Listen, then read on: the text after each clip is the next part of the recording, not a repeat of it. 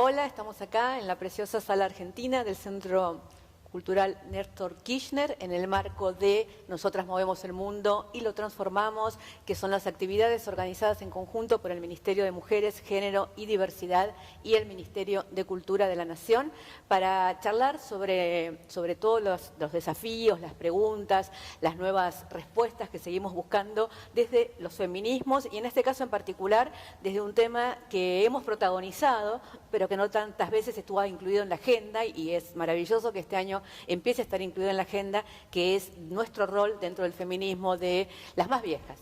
Las viejas, las vejeces, las ancestras, las pioneras, como nos gusta decir, las adultas mayores, las mujeres mayores que tienen sus propias problemáticas, que tienen sus propios problemas y que muchas veces ha estado de alguna manera subsumido detrás de otros problemas de las mujeres en general. Nos atraviesan las mismas problemáticas que en las diferentes edades, pero como todas las intersecciones, siempre tenemos algo más que nos pasa. Digo, la violencia de género es tan fuerte y tan feroz en las viejas y en las adultas mayores como en todas las edades, y sin embargo está más invisibilizada, digo, porque hay una construcción de una víctima joven que de alguna manera tiene más repercusión mediáticamente, y entonces digo, está más fuerte ahí. Tenemos problemáticas de trabajo, de no conseguir trabajo, de que no tenés trabajo y te discriminan después de los 40, 45 años. Tenemos las cuestiones de la sexualidad que no se hablan, que no se dicen, que se silencian, de las mujeres que creen que ya no hay sexualidad después de la menopausia, de las mujeres que ejercemos plenamente nuestra sexualidad después de la menopausia, pero que nos gustaría que además haya educación sexual para adultas, que haya una cantidad de discusión y de poner este tema sobre la mesa, porque es muy liberador. Bueno, estamos haciendo este encuentro maravilloso para hablar de todos estos temas con dos genias como Mónica Roqué, una de las pioneras trabajadoras en los temas específicamente estos, ¿no? De vejeces, viejas, adultos mayores, adultes mayores, no solo desde el feminismo, sino desde todas las problemáticas, digo, desde el desarrollo económico, la cuestión del hábitat y de dónde vivir y cómo desarrollarse en la vejez, y bueno, todas las problemáticas que tienen. Mónica está actualmente en el PAMI, pero es una de nuestras expertas internacionales en los foros internacionales en estos temas. Y nuestra querida compañera Marta Dillon, periodista, escritora, feminista, una de las líderes de todas las luchas de los últimos años. Hemos hecho mucha marcha y mucha calle junta, y también hemos aprendido muchísimo de lo que ella ha leído y ha escrito y nos ha transmitido, y las conversaciones que van sumándose. Así que bueno, la idea es conversar, chicas, y ir contándonos lo que hemos avanzado en estos temas. Y si te parece, Moni, empecemos a charlar un poco lo que hablábamos recién de estas inequidades que nos atraviesan a las mujeres en toda la vida, y que obviamente, digo, no es lo mismo ser mujer que ser mujer negra, que ser mujer pobre, que ser mujer aborigen, y no es lo mismo que ser mujer vieja, ¿no? Porque ahí también hay una cantidad de inequidades que repercuten mucho más y que se reproducen mucho más. Sí, totalmente. En primer lugar, felicitarte, Gaby, por traer este tema y ponerlo visible, porque en general es un tema que está bastante invisibilizado, como bien lo decías vos, y agradecer la invitación a vos, a los organizadores. Cuando nos convertimos en una mujer mayor, obviamente que nos vamos convirtiendo por las inequidades que sufrimos toda la vida. Las mujeres mayores, el grupo de mujeres mayores es el grupo que más discriminaciones acumula cuando se convierte en una mujer mayor. ¿Por qué? Porque uno va sumando discriminaciones a lo largo de toda la vida. Entonces la discriminación por género, exactamente, por ser mayor, por raza, por tener una discapacidad, y por ser una persona mayor. Así que no hay ningún otro grupo que tenga tantas discriminaciones como las mujeres mayores. ¿Y qué nos encontramos cuando nos convertimos en personas mayores? Por empezar, todos los estereotipos negativos, ¿no? Las viejitas, ¿no? Que son débiles, que son asexuadas, que no pueden opinar, que están ya fuera de época para emitir cualquier consejo dentro de la propia familia. Y la verdad que no son ni las viejitas ni las abuelas, recordemos que la abuela es un rol, sino que son sujetas de derecho, mujeres mayores con todo el bagaje que han traído a lo largo de toda la vida. Porque nosotros somos una continuidad de nosotras mismas. Justamente la teoría de la continuidad habla de que vamos a envejecer como hemos vivido. Eso no significa que no podamos cambiar, por supuesto, y de hecho lo que trae la vejez es la experiencia, y la experiencia hace que podamos en muchísimos casos poder vivir mucho mejor. Pero sí tiene que haber una coherencia con lo que nosotros somos y hacemos. Entonces, somos esa continuidad. cumplimos 60 años y esto nos pone en un grupo a lo mejor que tiene muchas fortalezas, pero que también socialmente nos aminoran. Por ejemplo, un dato concreto es las mujeres somos más pobres que los varones y en la vejez somos mucho más pobres que cuando somos jóvenes. ¿Por qué? Porque en general dependemos de la pensión de un cónyuge, de un marido, ¿no? O porque dependemos de nuestro trabajo, que nuestro trabajo es un trabajo no formal, es un trabajo mal pago, es un trabajo de baja calificación, y cuando llegamos a la vejez nos quedamos sin esa jubilación, si no tenemos cónyuge nos quedamos sin el aporte del cónyuge o nos quedamos sin la pensión. Digo, para darte un dato concreto, en Argentina, que es el país del mundo tal vez que tiene mayor cobertura previsional, en las mujeres tenemos un 97% de cobertura provisional, obviamente producto de las políticas del 2003 al 2015, con la moratoria y la jubilación de la ama de casa.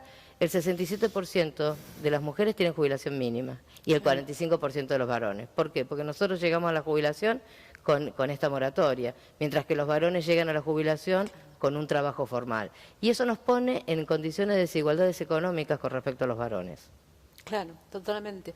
Sí, hablábamos con Marta cuando leía las cosas que Marta estaba escribiendo en página 12, digamos, sobre este tema, y desde adentro del feminismo, digamos, ¿cómo se fue planteando este tema? Nos pasó una cosa que tal vez es provocadora, digamos, que es que hubo un momento donde, cuando vino tan fuerte la revolución de las pibas y la revolución de las hijas en la discusión del aborto del 2018, que algunas, no sé si a ustedes les pasó, pero algunas sentimos que había como un corrimiento del rol y una cosa de que quedábamos en un lugar de la historia en el cual no se contaban nuestras propias luchas y nuestras propias dificultades y nuestras propias batallas y todo lo demás, con todo lo que agradecemos y celebramos que las pibas hayan puesto esa luz, ese foco, ¿no? Y así son las mareas históricas, van y vienen protagonizadas por diferentes sujetos políticos y sociales. Ahora, que haya vuelto a estar, y en esta discusión del aborto, el rol de las ancestras y de las pioneras fue muy visibilizado y fue muy fuerte. Entonces digo, no es que las viejas nunca existimos dentro del feminismo, siempre existimos, digamos. El tema es si tenemos que estar en la agenda como una problemática particular y con nuestras problemáticas particulares, ¿no? Varias cosas. A mí el tema de que pensar en la marea verde o la lucha por el aborto como una lucha de pibas no es lo que yo veo en la calle, no es lo que yo vi en la calle de movida. Me parece que hay veces que por necesidad de narrar algunas cosas se cristalizan. Es cierto que por supuesto se sumaron enormes cantidades de estudiantes secundarias, ¿no? a esta lucha. Pero si vos pensás, digamos, con la masividad, digamos, el crecimiento masivo del feminismo en la calle desde 2015, que es una fecha no arbitraria, pero o sea, es una fecha que suma todo el acumulado de las luchas feministas, los encuentros nacionales de mujeres, ahora de lesbianas, travestis y trans, digamos, y le da esa carga de masividad. Lo que vos tenés es un montón de, digamos, de esparcimiento, claro. No es la palabra, pero no me está saliendo otra, de los feminismos, no solo en los centros urbanos, sino me parece más en los barrios, en territorios, en zonas más alejadas, donde son mujeres en edades medias las que están ahí sosteniendo merenderos, sosteniendo comedores, viendo qué pasa con los chicos en la escuela, en las cooperadoras.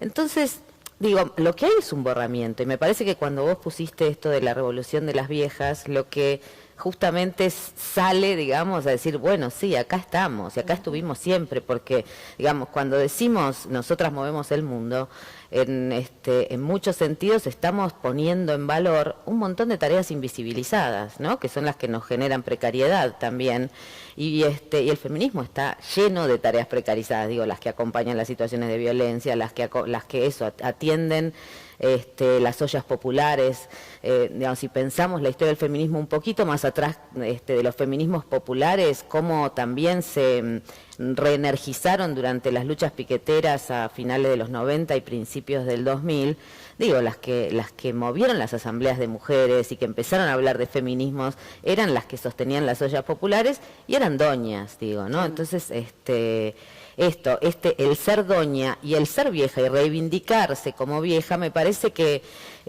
tiene esa capacidad de nombrar lo que no estaba siendo visto y lo que no estaba siendo nombrado, y sabemos lo que significa en los feminismos el poder nombrar y el poder decir, bueno, acá estoy, esta es mi bandera, ¿no? Más allá de que una pueda ir y venir de esa bandera. Me parece que el feminismo es profundamente intergeneracional y ese es un valor enorme. O sea, las pibas cantan Somos las nietas de las brujas, van a preguntar, digamos, este rol que vos decís en relación a las compañeras de la campaña, digamos, Marta, Nelly, Nina Brugo. Me parece que tiene su ganancia enorme en esta intergeneracionalidad. Y eso no quita que de todas maneras estemos borradas, a partir de cierta edad empezás a caerte, ¿no?, de un montón de agendas, digamos, ¿no? De la agenda del deseo, de la visibilidad. No sé si me estoy explayando mucho, pero en esta cuarentena, por ejemplo, nos pasó, nos pasó con mucho dolor, que muriera una compañera lesbiana, Ali, en la calle, ¿no? Una compañera que venía a las asambleas, que estaba, no sé, estaba siempre en las marchas, la veíamos siempre. Hablo en un plural grande, digamos, ¿no? Movimiento de lesbianas, movimiento feminista. O sea, era una persona que vos la veías y la reconocías, que estaba en la calle y se murió sola en la calle, ¿no? Y eso es como una alerta gigantesco, enorme, de lo que no estamos viendo, ¿no? Como alguien que de pronto no está donde, bueno, la pandemia hizo mucho por eso, ¿no? Pero alguien mayor que deja de estar en los lugares donde solías estar, y ¿quién se hace la pregunta si no hay una hija, una madre, una amiga? Y vuelve la pregunta un montón, porque también a a lo que significa la vejez hay que sumarle, digamos, qué pasa cuando sos lesbiana, qué pasa con las travestis que no llegan a viejas. Bueno, se abren un montón de cosas, pero digo, eso fue un golpe muy duro por darnos por la materialidad de lo que significa no generar redes de afecto, no pensar otros modos de familia. Me parece que es una agenda fundamental de los feminismos, pensar en redes de cuidado y no solamente en esta cosa, ¿no?, de familia verticalista, como de linaje y etcétera. Pero bueno, seguimos después. Todo eso. Y muchos temas que quedan abiertos, sí. Los ordeno para que los sigamos dando si no nos olvidamos, porque digo, hablamos de las desigualdades, hablaste de las familias, y me parece que ese es un temón, de los cuidados, y ese es otro temón.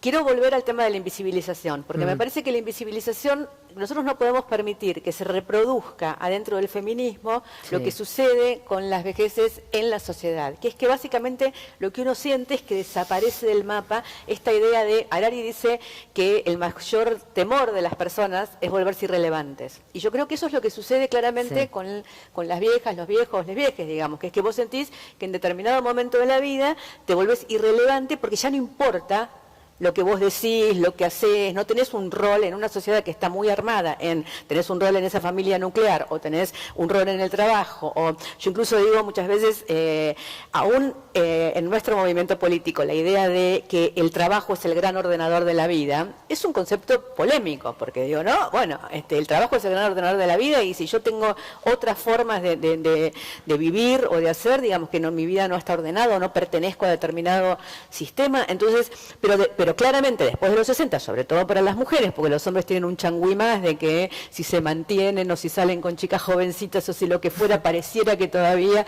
se les alarga un poquitito más eso. Las mujeres, digo, salen de su rol en la sociedad, del rol que está delimitado en la sociedad, y por eso decimos, bueno, ¿cuándo empieza la vejez? Empieza a los 60 porque te jubilás, entonces no producís más, entonces saliste del sistema y sos vieja, digamos. O empieza con la menopausia, porque también, a pesar de que nos hacemos las deconstruidas y las modernas y todo, sigue estando tremendamente ligado el sexo a la reproducción en nuestra sociedad. Entonces, después de la menopausia ya no tenés más sexualidad, básicamente porque no podés reproducirte más.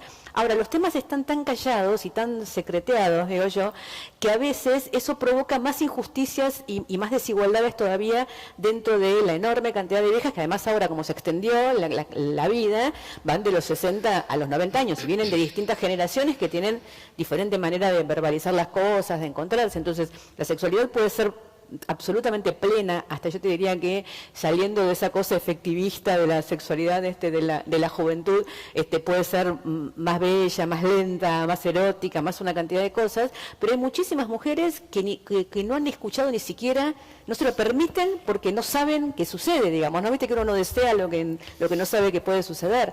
No sé vos qué pensás, Moni. Sí, me encanta tocar el tema de la invisibilización, porque son, en realidad, a las mujeres se nos exige mucho a partir de la edad y del cuerpo. Y entonces cuando empezamos a tener un cuerpo viejo, la sociedad nos elimina, nos esconde. El otro tema me parece importante, que lo decía Marta y lo decís vos, reivindicar la palabra vieja, porque la palabra vieja viene de vejez, no viene de algo inútil, no viene de algo que se descarta. El término gerontológico de vieja viene de vejez, y la vejez es una etapa de la vida, tal vez la más larga, porque bien decías vos que ahora vivimos más tiempo. Entonces, cuando una persona cumple 60 años, tiene en promedio una mujer 22 años de vida por delante. Claro. Y ahí sí tenemos que volver a construir un nuevo proyecto, pero un proyecto donde no estemos aminoradas socialmente, donde acá hay una cultura anti-age y esto es una barbaridad, ¿no? ¿Por qué tenemos que combatir la edad? Nosotros tenemos que esconder la edad. Hay una psicóloga que habla de esconder la edad, falsificarnos a nosotras mismas. Y entonces, ¿qué parte de nosotras mismas no vamos a contar o no vamos a decir si nos sacamos 10 o 20 años? Y si nosotros nos falsificamos, estamos dejando que esos prejuicios nos venzan. Entonces, me parece muy importante esto porque vos hablaste de la revolución de las viejas y es elevar, justamente jerarquizar la palabra vejez. Así que eso quería como traerlo a la charla. Y por supuesto somos absolutamente invisibles por este mandato cultural y la gente, es más, muchas mujeres mayores del feminismo no se reconocen como viejas, no quieren reconocerse como viejas porque la sociedad las descarta. Entonces lo que sí tenemos que hacer una lucha fuerte de poder reconocernos como viejas, porque vieja no es una mala palabra, es solamente una etapa de la vida y tal vez una etapa maravillosa de la vida, porque ya tenemos la menopausia, podemos tener relaciones sexuales todo lo que querramos y no tenemos el problema de quedar embarazadas. Digo, hay muchísimas libertades que las edades nos dan. Y después me parece importante lo que hablaba del grupo LGBT, del colectivo LGBT, porque si hay un grupo realmente discriminado, o sea, a todas las discriminaciones que mencioné al principio hay que aumentar el tema de ser una mujer lesbiana. Hay un estudio en la Universidad de San Francisco con un grupo muy importante de personas del colectivo LGBT que se les preguntaba si habían tenido hijos y solo el 15% refirió haber tenido hijos y se le preguntó ese 15% si esos hijos los ayudaban o las ayudaban y el 60% contestó que no. Entonces, ser una mujer lesbiana o ser un varón gay significa mucha mayor desigualdad y desprotección con pocas redes. Las redes en esos colectivos son más los amigos, los amigues, ¿no? que la propia familia. Sobre todo, imaginemos una mujer lesbiana de 80 años que seguramente tuvo que esconder su sexualidad muchísimos años, o que cuando tuvo por ahí la valentía de decirla fue excluida. El tema de las mujeres trans, planteaba, la mujer trans tiene un promedio de vida de 35 años. Una mujer cis tiene un promedio de vida en Argentina de 81 años. Ya ahí realmente hay una desigualdad importante. Y después no están pensadas las políticas para el colectivo LGBT viejes. No están pensadas. Cuando vos tenés que ir a una residencia de larga estadía porque tenés algún problema de dependencia, es todo un tema llevar a una mujer trans o trabajar el lesbianismo en ese grupo convivencial de las residencias. Entonces sufren una gran discriminación y me parece maravilloso poder empezar a hablar de estos temas, de sentirnos una persona mayor, una persona vieja como algo maravilloso que te puede pasar en la vida y luchar contra la cultura anti-AIDS, porque a nadie se le ocurriría hacer una cultura antijudío. Si yo digo algo en contra de los judíos, además de la condena social, tengo una condena penal. Entonces deberíamos hacer una lucha contra la cultura anti-AIDS, que es la que nos pone en un lugar aminorado en la sociedad. Sí, es que llamarnos viejas en una cultura en la cual lo viejo es descartable y todo el tiempo hay que comprar algo nuevo, porque digo, estamos hablando de un tema de cosmovisión también, ¿no? Y siempre llegamos a Siempre llegamos a que el tema es el capitalismo, en definitiva, digamos, porque básicamente el tema es el capitalismo, no es que se habrá caído el muro de Berlín o lo que fuera, digamos, pero eso no hace que el capitalismo sea mejor, y estamos, digo, el capitalismo es una cultura de descarte y una cultura donde tenés que consumir todo el tiempo lo nuevo, y yo creo que una de las cosas que pasó con la pandemia es que nos permite preguntarnos seriamente. Nosotros creemos que el mejor sistema económico es un sistema económico donde no podés parar para respirar porque se cayó el modelo y se cayó el sistema. Digo, ahí hay un problema. Si vos tenés que estar todo el tiempo acelerado y todo el tiempo consumiendo porque si no se cayó el modelo económico, hay un problema serio. Y entonces el tema de lo despectivo de la palabra vieja no viene solo sobre nosotras, las mujeres, sino sobre todo lo que es viejo en la sociedad. Todo lo que es viejo hay que descartarlo y hay que ir por algo nuevo, ¿no? Me parece. Y ahí yo pensaba en las cosas que vos decías, digamos, por ejemplo, con el tema de cómo pensamos la sexualidad en el feminismo, por suerte nos ayuda a deconstruir la sexualidad de manera tal que a las viejas se nos hace mucho más fácil hablar del tema, ¿no? Total.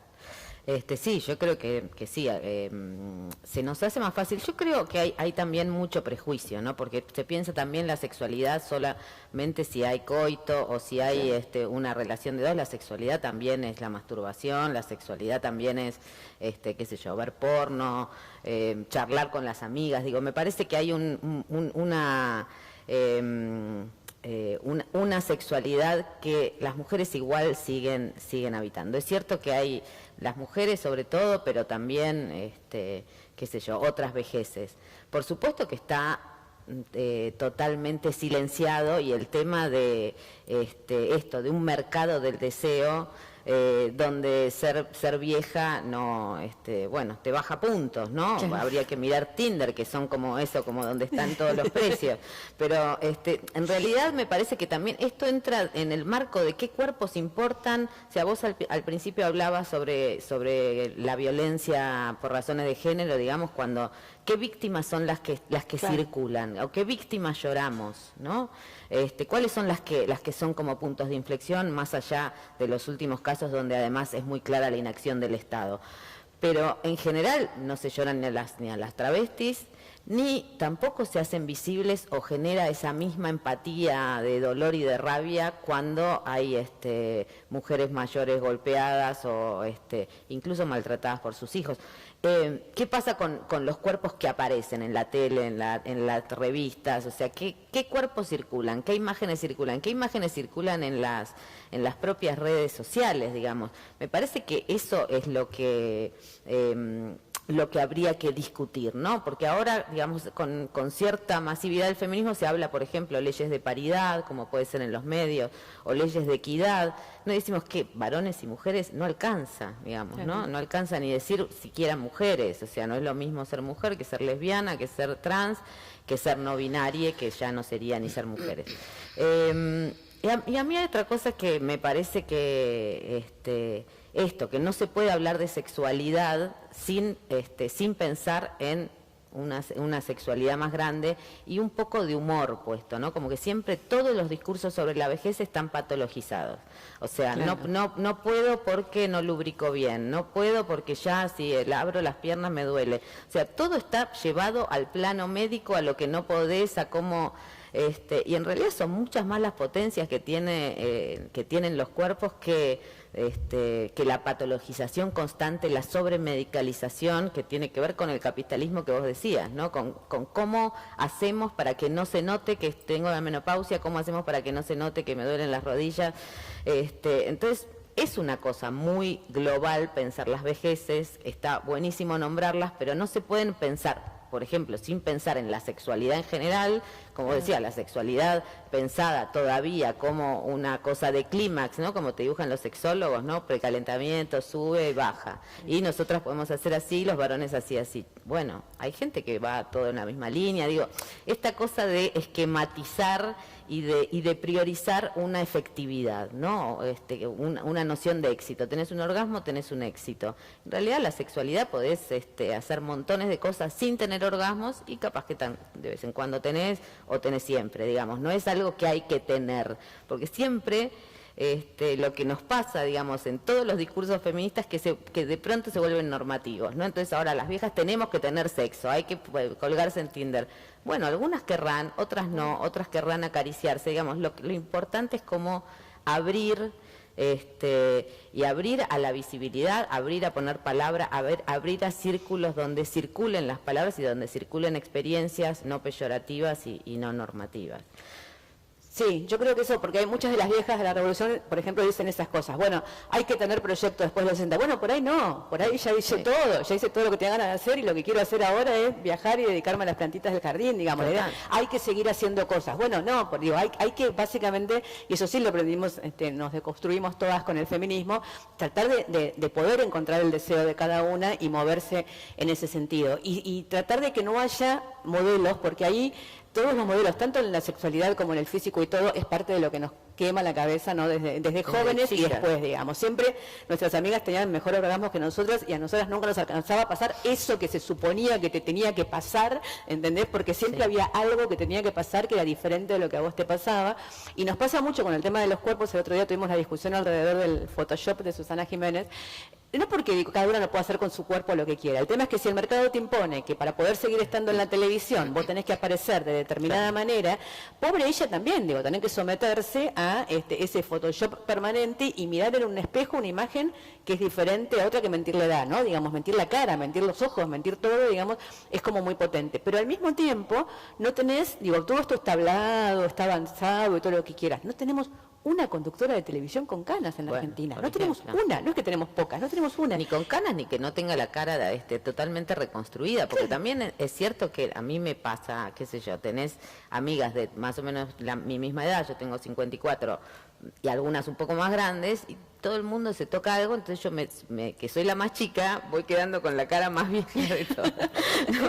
Pero eso, es como sin tener una cara totalmente retocada, no apareces en televisión. No apareces en televisión. Y entonces, digo, y también hay cosas que están permitidas a los varones, y digo, la desigualdad entre varones y mujeres. En la vejez se nota muchísimo más, porque digo, hablando de la sexualidad, cuando apareció el Viagra en los 90, yo me acuerdo que era una moda. Los pibes jóvenes tomaban Viagra porque era más canchero, podían tener más encuentros sexuales y todo lo demás. Digo, si las mujeres tenemos que pasarnos el nombre de un lubricante, es un secreto, un secreto vergonzante que nos pasamos en secreto, digamos. De hecho, hasta los lubricantes se venden con fotos de chicas jóvenes, digamos, ¿no? Como cosas que usamos más nosotras. Para que sí, pero creo que en realidad es para que te sientas joven, debe ser, digamos, que a mí el otro día nos reíamos en unos encuentros porque decían esta cosa de cuando te encuentran y te dicen, pues yo tengo 55, Marta, no pareces de 55, parezco de 55, parezco de los 55 de nuestra edad, o qué bien te conservás. Bueno, no soy una aceituna, un pepino, digo, no me conservo, ¿entendés? Digo, ahora, esto no nos pasa, digo, hay un montón de varones canosos en la televisión, o sea, digo, las desigualdades también se las... Las canas de los varones son elegantes, las canas de las mujeres es una mujer dejada.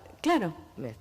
Y lo que vos decías estamos tan aminoradas en la sociedad, las mujeres, porque somos las viejitas, las débiles, las impotentes, las que no podemos, que tenemos que luchar y convertirnos en la supermujer, donde tenemos que estar llenas de cosas y proyectos, dejando la vida para que justamente podamos seguir estando en el mercado del deseo y del amor. Y este es el esfuerzo, y eso es una construcción cultural, así que la podemos cambiar, reconocernos como mujeres viejas, maravillosas, espléndidas, con proyectos, porque el viaje de turismo es un proyecto también. No tenemos que tener proyectos a lo mejor de trabajo, intelectuales, académicos, eso no, pero hay proyectos en la vida porque todos tenemos que seguir teniendo algún proyecto. Pero si mi proyecto, y la verdad que lo tengo de verdad mi proyecto, cuando me jubile, es de descansar, de viajar, y es mi proyecto de vida, y eso es lo que hay que poder disfrutar sin tantos mandatos sociales. Y quería volver al tema del feminismo, del femicidio, que me parece es un tema central, porque no se reconocen los femicidios de las mujeres mayores, o no tienen este escándalo que comentaba Marta. Cuando matan a una mujer mayor, mataron a la abuelita, los medios. Digo, para los medios no, mataron a la abuelita, a una sexagenaria, no mataron no fue un femicidio. No dice a una jubilada, a una jubilada. No tiene la categoría y la gravedad del femicidio. La Oficina de Violencia Doméstica publicó un informe el año pasado, cada 12 días hay un femicidio de una mujer mayor. Sin embargo, eso no es un escándalo. No pasa nada, no es un escándalo. Pareciera que no importa porque como ya tiene más de 60 años, hay que descartarla. Y también es importante entender que la violencia, no los femicidios, pero los femicidios la frecuencia la hacen las parejas varones, pero la violencia, y esto también lo traía Marta, en la vejez y en las mujeres, es producido por los hijos y las hijas. Sí. Y entonces también tenemos que empezar a conceptualizar qué es lo que pasa en la violencia doméstica con la familia. ¿Qué pasó ahora en la pandemia? Si el principal lugar donde se cometen las violencias y los femicidios es en la casa. ¿Qué pasó con las mujeres que no pudieron salir, las mujeres mayores que no pudieron recibir ayuda, las que tienen dependencia, las que tienen enfermedades crónicas? Entonces ahí tenemos que horrorizarnos. Eso la sociedad debería horrorizarse, como hay que horrorizarse por los femicidios obviamente de las mujeres más jóvenes.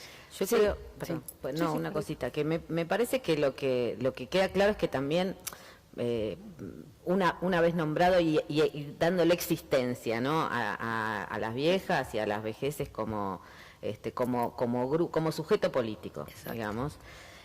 Los diálogos necesariamente tienen que ser intergeneracionales para poder alcanzar equidad en este tipo de cosas, digamos, porque no podemos pensar esa violencia de hijos e hijas hacia las personas adultas mayores o de las personas jóvenes a adultas mayores entre una misma familia si no reconstruimos todo el sistema de lo que consideramos familias y sobre todo el sistema de cuidados. O sea, ¿qué nos hace pensar que no vamos a necesitar cuidados cuando durante buena parte de nuestra vida, ya en la infancia, necesitamos cuidados, podemos enfermarnos siendo jóvenes y en algún momento vamos a necesitarlos? Entonces, si no empezamos a pensar los cuidados como un intercambio recíproco y solidario, donde no son solamente los lazos de sangre los que lo organizan, ni tampoco una jerarquía patriarcal, ni ordenada siempre por el Estado, bueno, esto va a seguir reproduciéndose, no nos va a alcanzar. O sea, hay que pensar de qué se trata la familia y cómo vamos a seguir viviendo juntos y juntes en este mundo que se está desintegrando. Sí, ¿no? y está bueno el tema de la familia. Mira, quienes cuidamos somos las mujeres, eso está comprobado. Cuando vos tenés una pareja de personas mayores, en realidad el principal cuidador es el cónyuge, que si es un varón, cuida el cónyuge. Ahora, cuando no tenés varones, cuida a la hija mujer, y cuando no tenés hija mujer, cuida a la nuera. El cuidado está centrado en nosotros. Y las mujeres mayores siguen reproduciendo a muy altas edades ese cuidado. Y las actividades domésticas, el 96% de las mujeres mayores siguen haciendo las tareas del hogar. No, limpieza, lavado, cocina, la siguen haciendo. Organizando su vida en torno al trabajo, no pagó. Exacto, el trabajo no remunerado. Y su vida caen y se deprimen cuando dejan de... y la vida de los otros, su vida y de los convivientes. Sí. Entonces, digo, ahí es donde vos planteas perfectamente que tiene que haber un cambio cultural. Tiene que haber más responsabilidad de todos en la tarea del cuidado. Y también entender que son a las que más se cuidan. De todos los grupos que hay que cuidar, a las que más hay que cuidar son a las mujeres mayores, porque vivimos con mayor morbilidad, con mayor discapacidad. El 70% de todas las personas que están en una residencia de larga estadía en Argentina, de todas las que hay, son mujeres. Porque las mujeres quedamos viudas, nos quedamos sin que nos cuiden, porque somos las que cuidamos. Claro.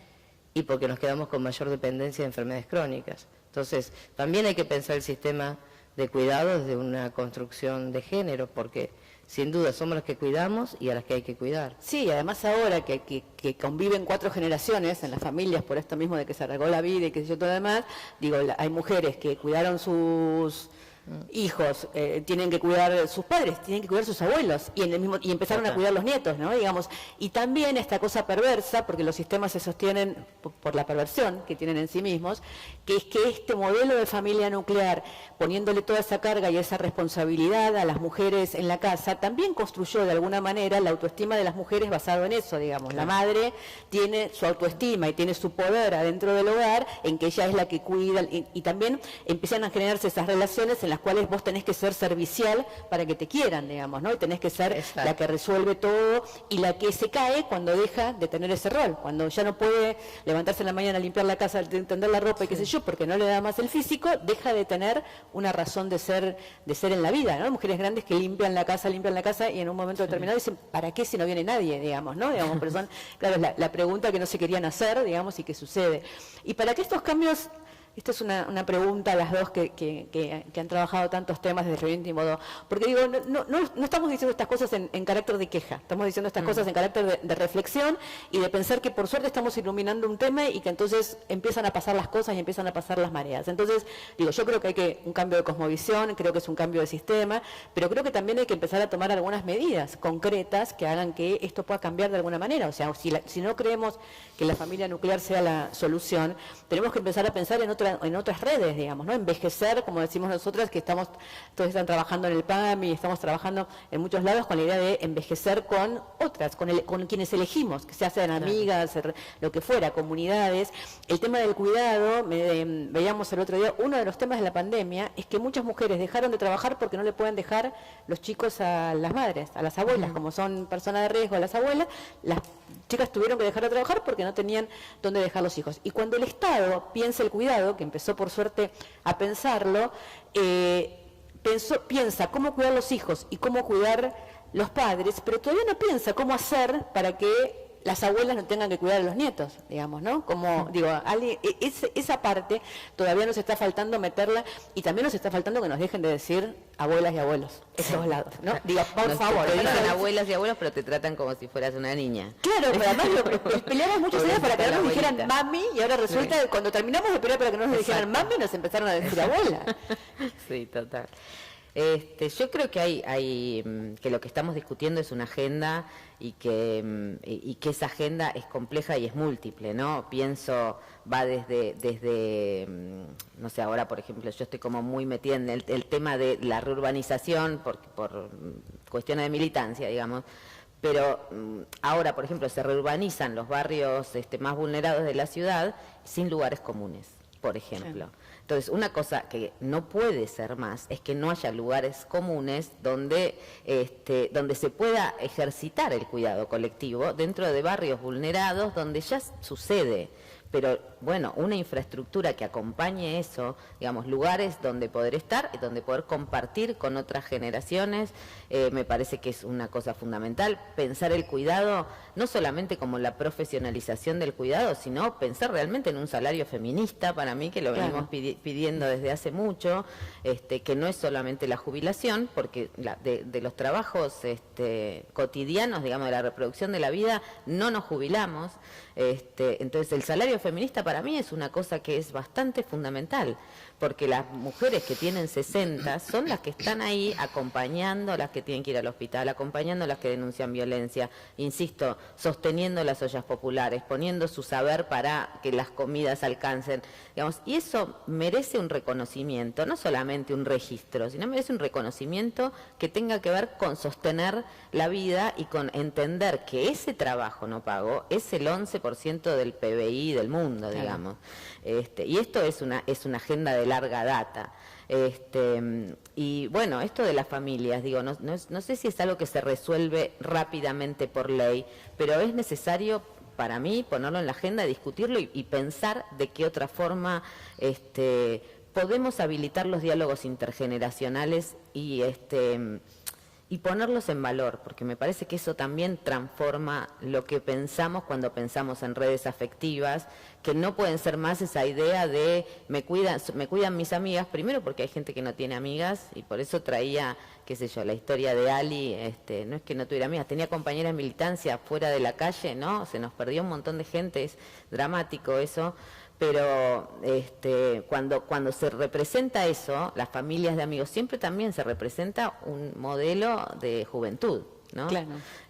Donde es muy fácil decir mis familias son mis amigues cuando no hay ninguna enfermedad de por medio, cuando no aparece una discapacidad, cuando no aparece una vejez complicada. Entonces, digo, son cosas que hay que empezar a poner en agenda y a trabajar, digamos, ¿no? Son parte de un programa feminista donde las viejas somos sujetas políticas, pero necesariamente ese programa tiene que generarse con las jóvenes, con las lesbianas, con las travestis, con las negras, digamos, todas estas las migrantes, digamos, con todas esas sujetas políticas en las que nos autointegramos en un movimiento que en definitiva viene a decir lo mismo que estamos diciendo nosotras desde el principio, que es todos los cuerpos cuentan, ¿no? Claro. En el mundo que queremos todos los cuerpos cuentan. Y los territorios también, porque lo que nos quedó fuera de esta charla, me parece, es un poco pensar dónde vamos a vivir. Y por eso también lo del urbanismo, o sea, queremos seguir viviendo en estas ciudades donde hay una vieja por departamento, o sea, decís, bueno, una vieja limpiando, que ¿para qué si no viene nadie? ¿No? O sea, no podemos pensar en redistribuir, digamos, o en abrir lugares que sean comunes más allá de las ciudades. Digo, son cosas que a pensar, ¿no? Y liberarnos de un sistema de producción que nos está matando directamente. Sí, varias cosas. Un tema es la política pública. Para mí es fundamental que haya políticas públicas en el tema de cuidados, sin ninguna duda. Nosotros en Argentina recién estamos ahora como empezando a pensar realmente en una política de cuidados remunerada, profesionalizada, como lo tienen los países europeos. El PAMI, por primera vez, cuando asumió Luana Volnovich, creó la secretaría que está a cargo mío, que es la Secretaría General de Derechos Humanos, para mirar las vejeces desde esa perspectiva, de género, para mirar lo que pasa con las mujeres mayores, y de políticas de cuidado para jerarquizar la política de cuidado. Porque no podemos pensar que está muy familiarizado el cuidado en todo nuestro continente. Por supuesto que también en Argentina cuidan las familias, absolutamente, y de las familias, obvio, las mujeres. Entonces tiene que haber una política de cuidado, una política pública de cuidados. Nosotros en PAMI la estamos trabajando fuertemente, seguramente a lo largo de este año vamos a comenzar con esa política de cuidado, que tiene que ser el cuidado comunitario, con las cuidadoras y los cuidadores formados y acreditados, los centros de día, que son muy importantes. A nivel comunitario, los centros de jubilados es una red fabulosa, no hay que pensar en otras alternativas. La Argentina tiene más de 6.000 centros de jubilados, donde la mayoría que van son las mujeres. Y por supuesto el tema de la mayor dependencia, la institucionalización. Pero digo, tiene que haber una política de cuidado formal, donde cada una de nosotras, si tiene un problema de dependencia, cuando envejecemos, no tengamos que llamar a nuestros hijos, nuestras hijas, nuestras amigas, podamos contar con ese cuidado del Estado. Eso es un derecho humano. Está planteado y consagrado en la Convención sobre los Derechos Humanos de las Personas Mayores. El otro tema, las ciudades amigables. Hay toda una línea de trabajo de la Organización Mundial de Salud que es muy importante, que son las ciudades amigables para las personas mayores.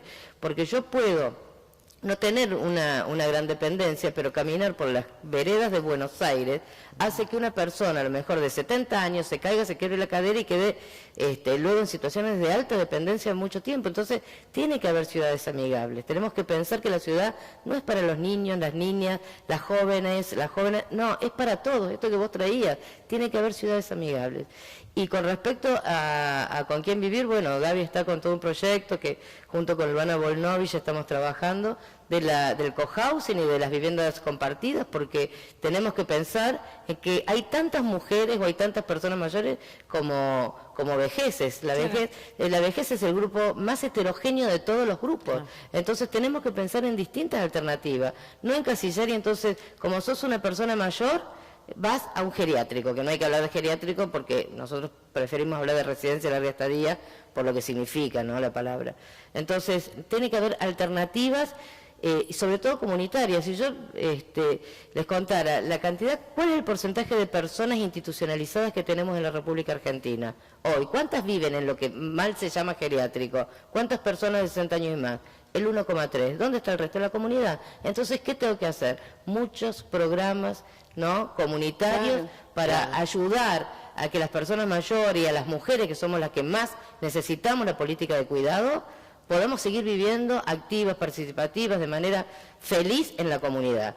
Y por supuesto, si nos toca vivir en una residencia de larga estadía, que sea la mejor residencia del mundo, que podamos seguir viviendo activas, participativas dentro de una institución que es una vivienda comunitaria. Eso es una residencia de larga estadía, una vivienda donde se vive en comunidad.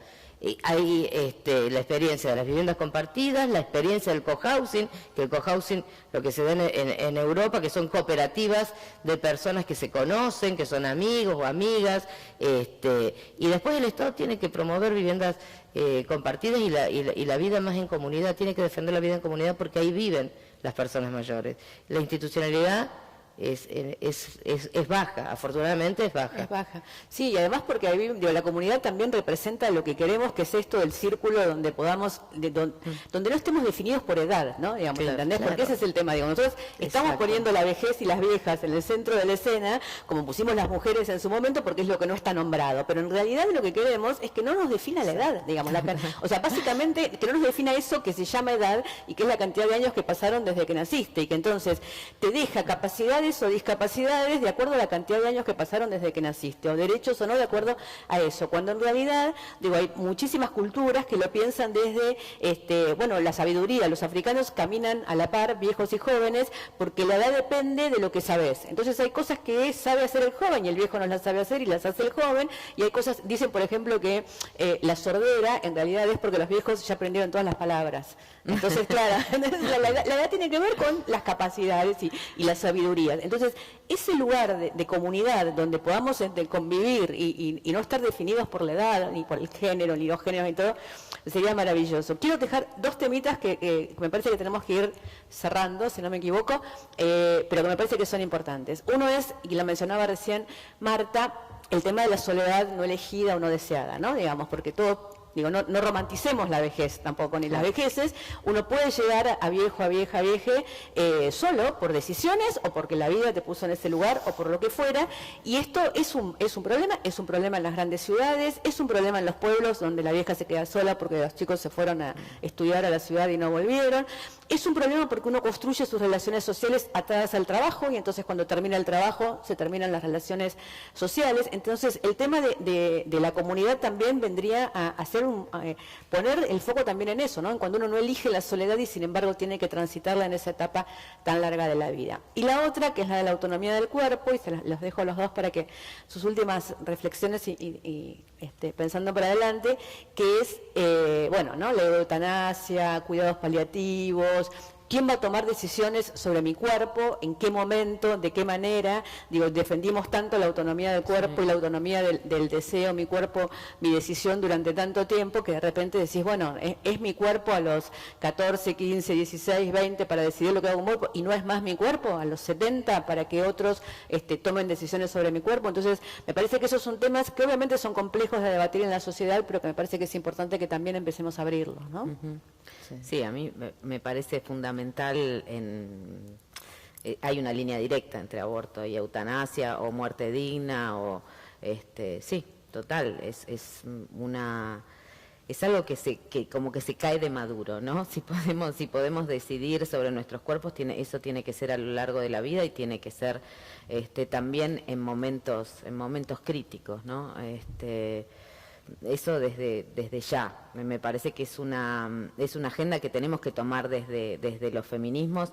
Igual que digo, eutanasia también implica, y algo que el aborto también lo implica de alguna manera, es toda la relación con la ciencia médica. O sea, es un momento complicado para discutir, digamos, sobre discursos, sobre la ciencia médica. Pero no estoy hablando de la ciencia, sino de lo que significa la medicina como un poder concentrado y hegemónico que nos habla de nuestros cuerpos con mucha más autoridad que los registros subjetivos que tenemos de nuestros cuerpos que no están valorados, digamos, ¿no? Y a medida que vas envejeciendo me parece que eso es peor, ¿no? Cada vez hablas menos por vos misma, por tu cuerpo, que lo que te pueden decir, ¿no? Y por eso vemos no solamente... vemos a las viejas con la bolsa, ¿no?, de medicamentos yendo a sentarse a la mesa porque toman para esto.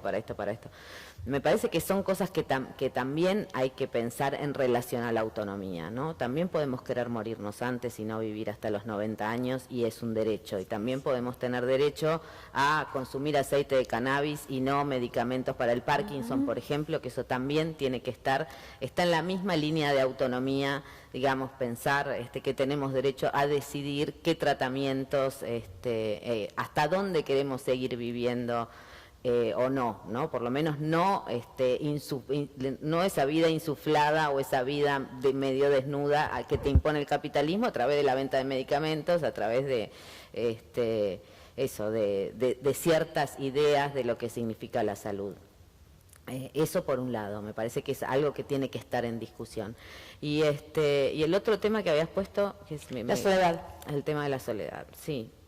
Me parece que es uno de los grandes temas, pero insisto, yo no veo, veo que estos temas que estamos tratando, hay un hilo de continuidad con toda la agenda feminista, ¿no? Porque, por ejemplo, en este momento en la agenda feminista, en las personas más jóvenes, en teoría, porque después hablamos todas de lo mismo, la deconstrucción del amor, lo que significa la pareja, insisto, ¿qué significa tener una familia? ¿Por qué hay que tener una familia? ¿Por qué amar es tan parecido a tener, no es cierto?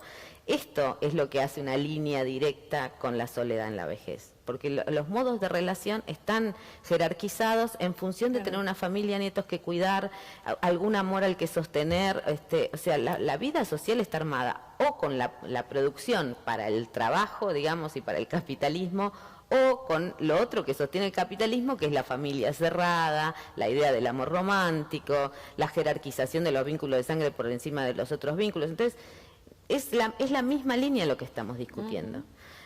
Cuando hablamos de construir el amor, digamos, o de, no sé, a mí no me gusta mucho la palabra de construcción porque yo hay cosas que las aboliría directamente, pero bueno, para que nos entendamos. El tema del aislamiento de las personas mayores, por supuesto que ahí es donde entran las políticas públicas, las políticas estas de cohousing, que habría que encontrarle una palabra que no fuera en inglés, ¿no? Que no fuera gringa, pero viviendas colaborativas, claro, viviendas colaborativas, que eso realmente es necesario que exista.